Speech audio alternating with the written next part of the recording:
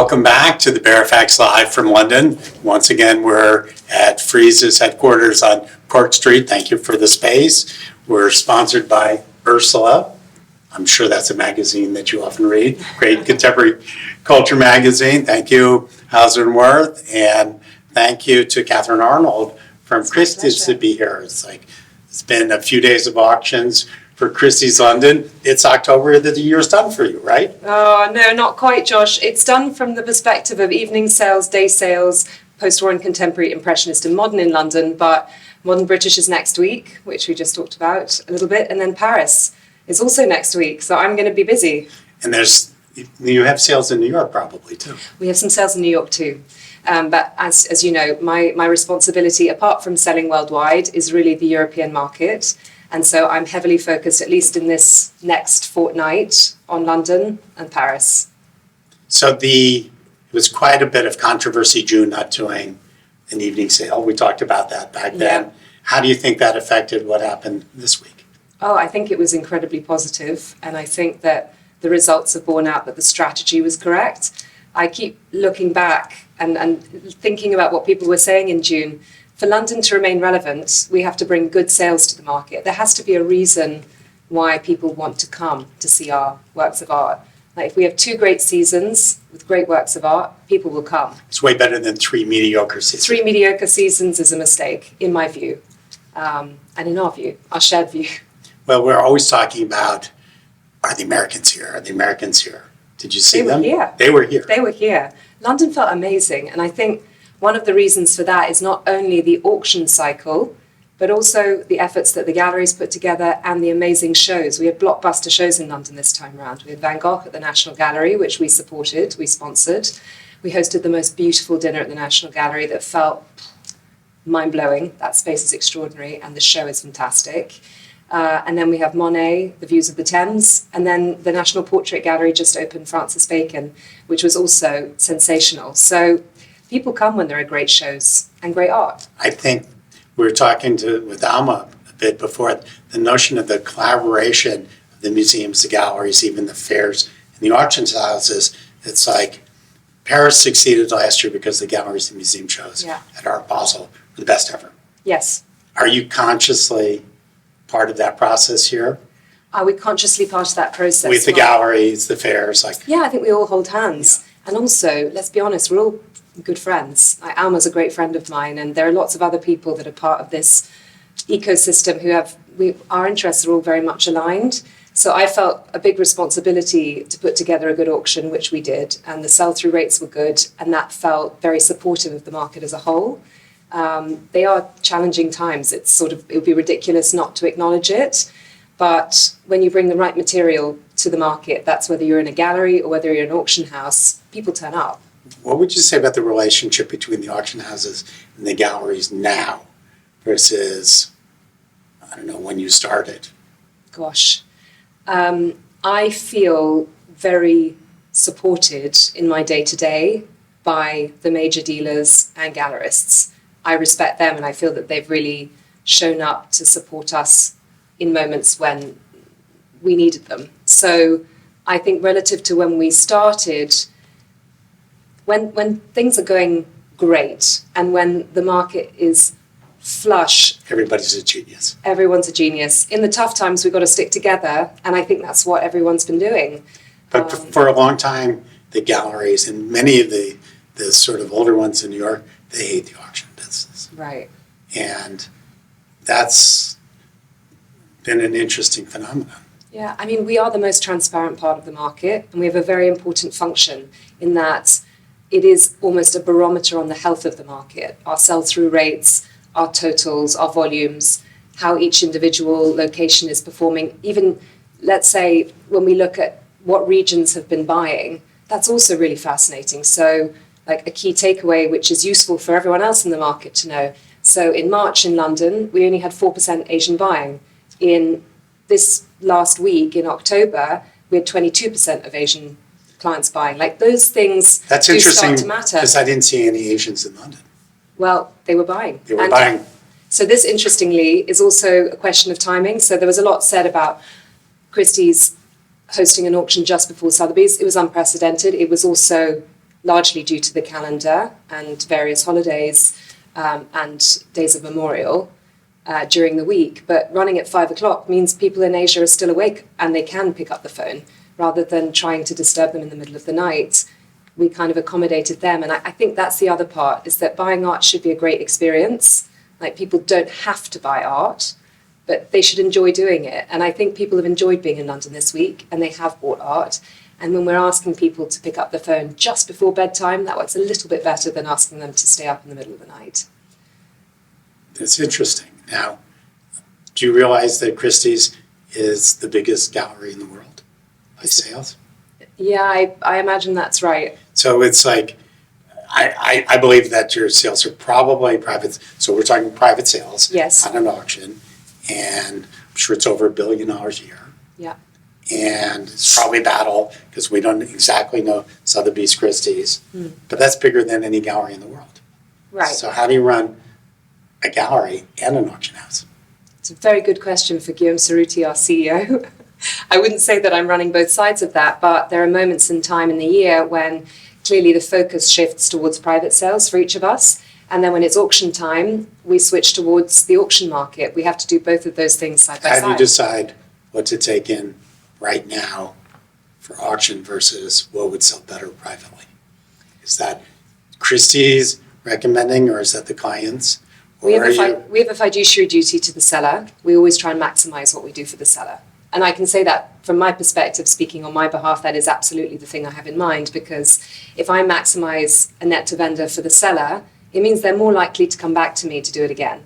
I'm always transparent with what margin I'm taking privately, and very often the margin that I'm taking privately is at the same level or less than what I'm taking at auction. But then, with the guarantee model at auction, I mean, you would say this, Josh, that sometimes the guarantee model at auction is also about maximizing the price for the vendor. So you're in kind of an impossible situation, though, because if you're a fiduciary for the seller, which maybe legally you are, I think you're kind of a fiduciary for the company. But how can you then, you're in the role of advising the buyer too. And that's a very difficult, so I come to you with a client, I want to buy this. Are you like, well, what's the best for Josh and his client as an advisor versus what's the best for your seller versus what's best for your company? Yeah. It's a very complex. It is, but Josh, I think anyone who is always corporate first doesn't have a very long career ahead of them. In the end, the client relationships that I care for and the sellers that I care for, I have to do that fine dance of making sure that people buy things at the right price, and that's also advising the vendors of what the right market price is. That's selling sometimes. Don't you have to tell the buyer, stop, that's enough? Yes. And how do you do that? I did yesterday. And how do you do that if you're a fiduciary for the seller? Because that's, I think, a barometer that sits within you. It's in your gut. And sometimes that the market price is the market price because you've been doing it for a long time and you know what the value of things I mean, I'm more challenging you on the title, because fiduciary is a very particular term. Right. Rather than the actual attitude and the integrity and what you're doing. So that's why I'm sort of like that, at least, and it may mean a different thing in American law and British law. You might be right, Josh. You probably have a better steer on the exact semantics of the word, but all I can say from my perspective is that I always set out with the vendor's interests in mind. Like, I look when the table turns to looking at when someone's buying. If you want to continue to maintain the health of the market, it means not burning your buyers by overselling a particular work of art above its market price, but it also means protecting the interests of the vendor. And one of the ways I think I could probably best describe this, and this is sharing what I consider to be a really important takeaway from this week. This week during the sales, we had 28 lots, either third party or house guaranteed, out of 52 lots that's sold. That's like a record number by percentage. It's a pretty large number. It's about, I think, it's over 50% of the sale. But more importantly, so there was one house guarantee when we went into the sale room on the night, and that was for the Magritte gouache, and the rest were third-party guarantees. And this is the interesting part. the third-party guarantees and house guarantee made up about 75% of the value of the sale, all said and done. Only a small handful of those third-party guarantees were sold to the guarantor. Most of those sold a bit above. And it was the first time that I saw that the third-party guarantees really outperformed the straight agency deals. What that means to me is that in this market, the seller taking the third-party guarantee, the strategy is really about giving the market confidence and saying to buyers out there, somebody else already thinks this is great, assuring them the confidence that buying this work of art is worth that value. And that really worked. Where you had the straight agency deals, they performed less well. But there was a moment there that the guarantee turned off buyers. Like somebody else has had it, I'm not going to look at it, I don't want to bid. Yeah, totally. And then, maybe it was more from Asia even, the fact that somebody was guaranteeing actually worked the other way. Correct. It promoted more bidding. And that's been a shift, and I've really noticed that this time round. I think it's this moment in the market. Now, were they making the guarantees because they wanted to get a check?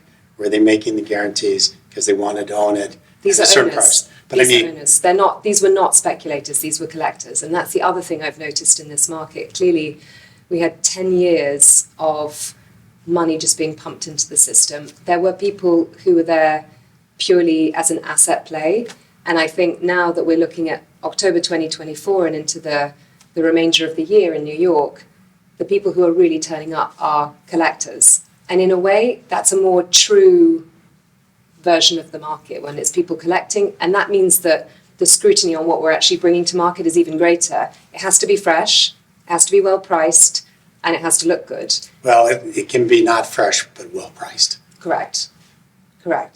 But that's the challenge, I would say, in this market for us and for all of our peers across the market, is that adjusting the expectation that if you bought it within the last 5 years, the price or the auction estimate you might get is going to be more or less in line with your purchase price, not 25% above your purchase price. And that's the adjustment piece. I would argue, or 20% below, when you factor in the fees. Yeah, that's true.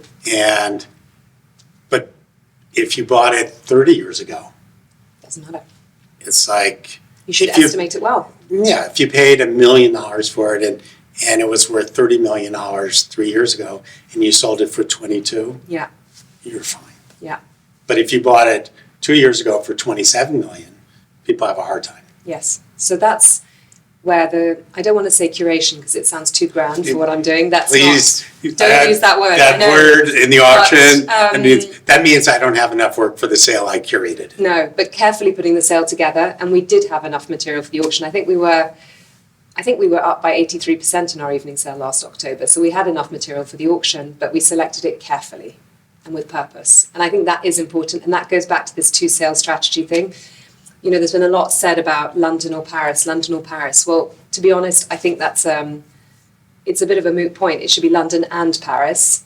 And that's more or less the strategy, is that now that we have the Henderson building up in Hong Kong, But the strategy is, 2 seasons it each location. is London, Paris, Hong Kong, New York. Correct. And this makes perfect sense. And we've got great people in each location. And frankly, we're also a travelling caravan. We travel from city to city to bring But I international remember buyers. maybe 10 or 15 years ago, London had a big sale and they were like, the post-sale thing, and forget which house. It's like, London, we're as big as New York, and the rest of us in New York are looking like, no, you're not. Yes, we're going to compete. We'll be just as strong. And we went, hold your horses. We're still, It was a moment. of course. I think, look, I've been doing this. I joined Christie's in 2010.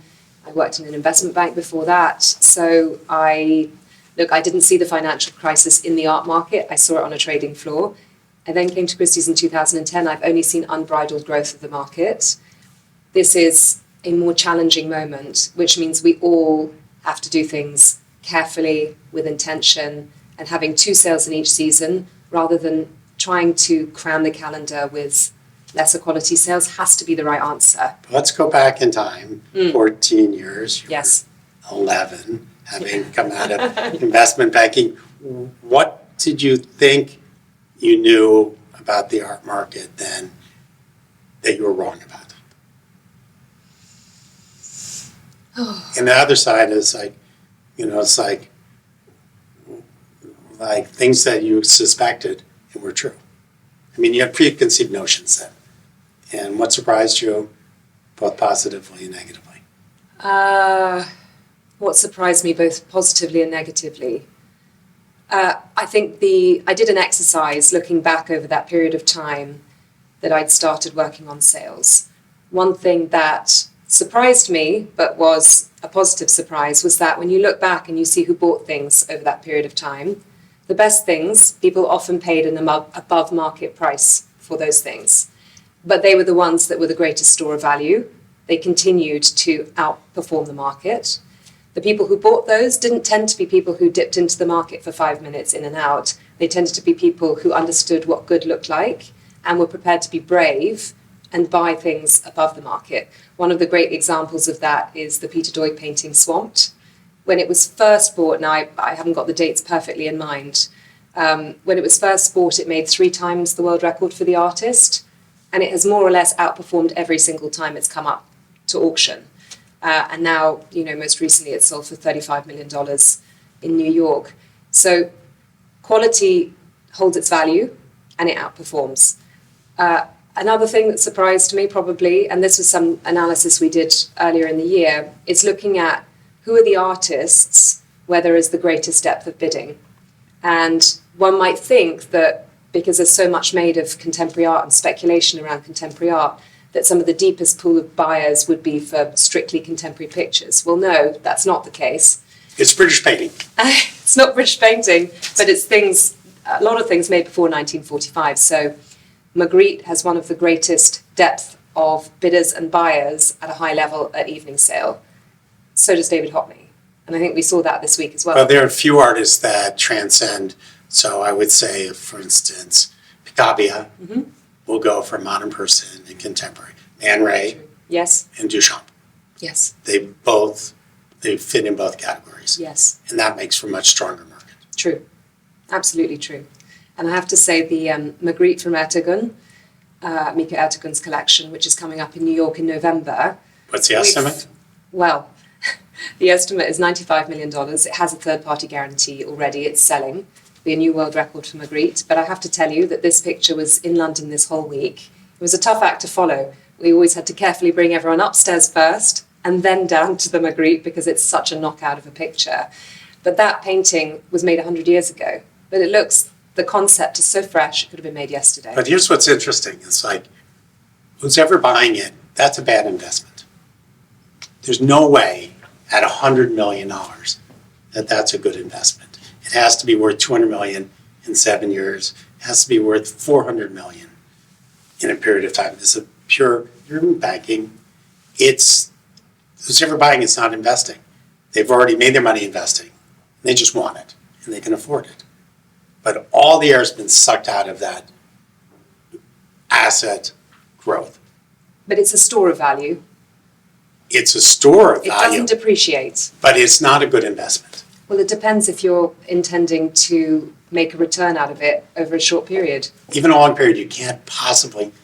But if you're worth $20 billion, it doesn't matter. I don't know, Josh. I think there are very few things that you can feel totally confident in that over the long term, for your generation, your children's generation, your children's children's generation, that something will be a store of value and keep up with inflation. But to have a return on investment of 7 or 8%, that's a very high curve. Yeah.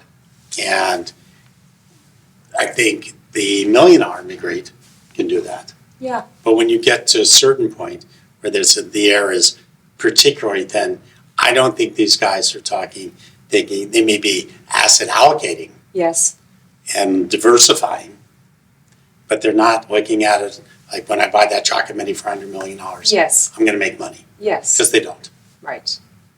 Do you know, it's funny, looking at it from that perspective, I mean, of course, there are different things like, if you actually want to be making or getting income from effectively art dealing, that's absolutely right. But parking your capital in something that is rare, extremely rare, that there will not be an opportunity to buy in the short, medium or long term again, I think that rarity if you have a longer term view, makes it something that is absolutely the store of value and therefore a good investment. There's so many other ways to lose money. Yes, but it's not liquid, It's not liquid. so that's an issue.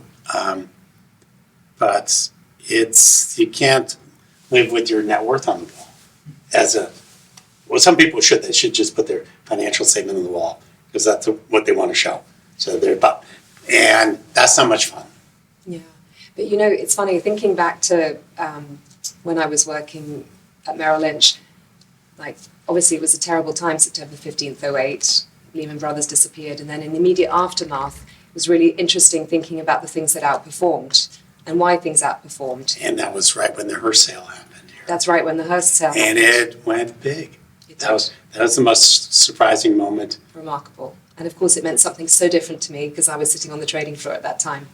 But here's what I'm hearing at the top end of the market is the problem is not finding a buyer who wants to buy that Marguerite. So the problem is the seller being willing to sell, even at a huge price. Yes. Is that the case? I think, yes, supply is probably the greater challenge. Price expectation is possibly the greater challenge. What we are seeing privately is that some people are wanting to release equity from their works of art. And so for masterpieces, they might be prepared to part with one for a great price. And then it's about matching that seller to a buyer. I'm conscious, though, that what we're talking about in the end is the sort of the financial part of the asset class, which of course is a huge part of what we do. But there is also this other part for people who really get pleasure and enjoyment from buying pictures that is totally separate. What percent of your conversations are about art? A lot. And what percent are about money? Money always comes into question because people want to know what the value of something is. But I can tell you that some of the people who are avidly collecting at the moment, they are just compelled. I'm thinking of one person in particular for whom building a collection is really an act of joy. It's the things they want to look at. I tell my clients, help them reflect. There's no point in talking about the money unless you've decided you love the work. Correct. So let's get to that threshold, which is a much higher threshold. Yeah. And then we'll see if that makes sense. There are some pictures, I think, that have this power to convey a message in a way that words sometimes can't. Words can be very clunky. They can lack nuance sometimes, unless they're written by the most extraordinary author. Pictures have the ability to change shape in the eye of the viewer. And so in a world that is so complex and with the world so fraught, sometimes I think buying pictures and living with pictures can be a real salve to the soul. I know that sounds a little bit like highbrow, but the truth is that it's why, I don't work in finance. There is that aspect of it that I find interesting, but pictures, it's what keeps you going. And it's why you stay in the auction business in the end, because occasionally you get an extraordinary Magritte. I'll never own that. Not that I don't want to be optimistic, but I think it's highly unlikely that I'll own a picture like that. But for a period of 7 days, or if I'm lucky 3 months, I get to look at something like that. And people get to walk in off the street. Totally. For free. Yeah. Walk up to it. Yeah. Even ask a question. Yeah. There was this really Batia Offer's Make-A-Wish Foundation charity, The Art of Wishes. She had brought a little girl called Poppy that had battled and overcome leukemia from the ages of 3 to 9 years old. Her only wish was to have an art exhibition, and we hosted one at Christie's with an auction for Poppy. And Poppy came this week to come and see the art. And looking at it through her eyes was just so completely refreshing. This little girl loves painting herself. She loved the Magritte. When I showed her the Alison cats and told her it was made up with rice, it blew her mind. And sometimes those little interactions with people just makes it all worthwhile. Well, you have 3 kids, I have 1. Yeah. They look at art without trying to prove, well, this relates to John Baldessari. No, exactly. They don't do any of that BS. I know. They look at it and they tell Totally. you things. Yeah, Really the one good. that I loved that made me so happy was the picture of the self-portrait by Franz Gertsch that we sold this week.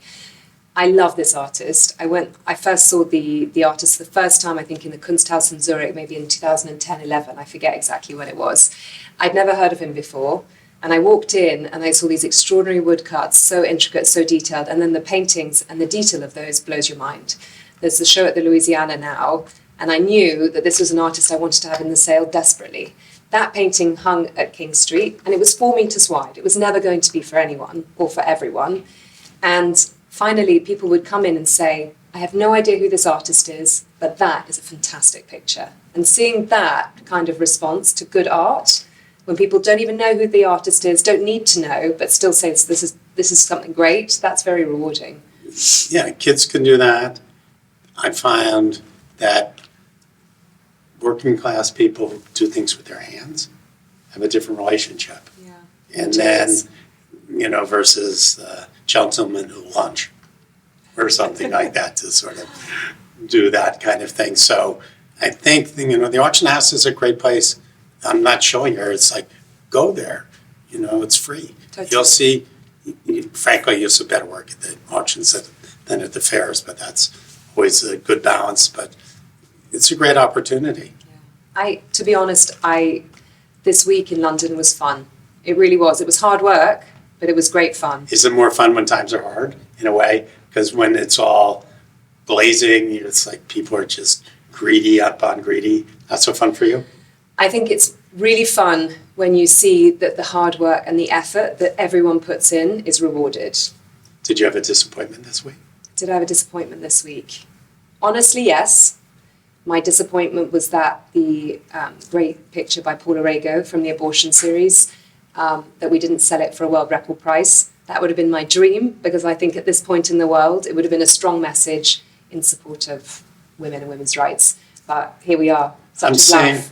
I'm saying, just in a technical sense, more lots passed that would in the past have been withdrawn. Is there... The number of lots we withdraw versus the ones that we allowed to pass in the sale, Yes. you mean? Look, I think we don't withdraw as much as we used to, and the reason for that is I think it's really important that the market sees a true reality of what is selling, what the bid ask is. I mean, sorry to go back to the financial thing, but it's true. Everyone needs to know where the pricing should be. But during COVID, you knew all the bids beforehand. During COVID, you knew all the bids beforehand. Things were online, no one's in the room. Yeah. There was really no, I didn't know that guy was interested kind of moment. There was a lot more already baked in. There was a lot already in our hands. COVID was interesting because that was the first time that through an online platform, through Christie's Live, we saw people bidding above $1 million. Like, that was a bit of a price threshold. We thought, nothing can sell for above $1 million online without having been seen, and suddenly people did it. So that changed our understanding. But people of the had to business. register to bid on that lot. No, Sometimes. they had to register, full stop. We didn't know where they would place their bids. We had a sense, but Okay. it wasn't totally So maybe I'm a little bit, I can be wrong about these things, not often, but I did sense that all the houses were a little bit, there were more lots that BI'd that a year or two ago would have just been withdrawn.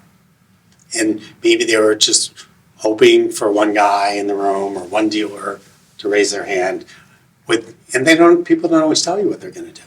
No, but Josh, you're right. But that was not why. That was not why. I think there is a very clear sense of, frankly, the market needs to see price levels. That's the auction market. We are the open part of the market where people start to calibrate how things should be priced outside of the open market.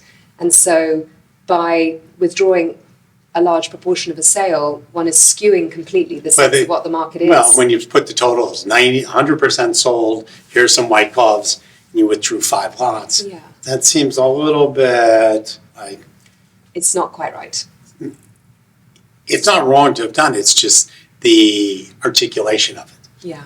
And I think it's always about, look, we really had good news this week, and we were really pleased. We worked extremely hard to do that. And, does that mean, we were, I think, 95% by value and maybe 89% by lot? Would that have been higher 90s, sell-through rate on both metrics? 3, 4, 5 years ago? Yes. But I think it's important that we all acknowledge the market is more challenging. But it's never good when it's 100%. That's not a good market either. Yeah. I remember we did the Leslie Waddington collection sale that we did back in 2016. That really was white glove, all lots sold, you know. I mean, the one that counted for I mean, Christie's was also but talking about in a bad market, this was before you came in, but the Yves Saint Laurent sale. Oh, amazing. In Paris, winter 2009, financial crisis has hit, and was it $1 billion of art sold over a few days in Paris? Mind blowing. It was like, no, it was an extraordinary collection. And the arbiter of taste, Yves Saint Laurent, kind of, that's what he represented. But it was like, wait a second, the doomsdayers are wrong. Yeah. I think when we have collections that come to the market like Paul Allen, like the Rockefeller collection that was sold, Doris and Thomas and Mann, these are things that shift the market because these were arbiters of taste in a way. I mean, Paul Allen's collection was fabulous. But it skews the message of like year-to-year comparison because it can be one person. Correct. And it was like one person who changed the notion of the market. Yeah. So there's something really, you know, interesting that has also come out of these sales this year that I think is a really important takeaway because we keep on looking for which area in the world is going to be the new emerging market for art collecting. And what we saw in March and just now in October is that there is a higher proportion now of millennials buying. Now people say, oh, well, does that really matter? Well, I think it really does because baby boomers effectively are the ones who are now selling art. And we need to make sure that the millennials are buying because that's what's going to sustain our market. When we look across the world, there are probably, you know, 100 to 1,000 people who shift the dial for the art market. All we need is a small uptick on the number of buyers. And if that happens from generational shift, that can have huge implications on how the art market performs. I agree. And to take us out, it's like we're trying a lot of data from a very few people making decisions. And that's, you need to really pay attention. Most of our viewers and our readers understand these nuances. But Katharine, you really articulated the situation incredibly well. Thank you for like taking on different vantage points and for like being out here on such a busy week and see you in Paris, New York, Hong Kong. All over the world. All that. So thank you, Josh. Thank you. And thank you again so much to Ursula, our team at the Baer Faxt. Thank you for all that. And thank you to Frieze. And we'll see you at our final live cast in 25 minutes.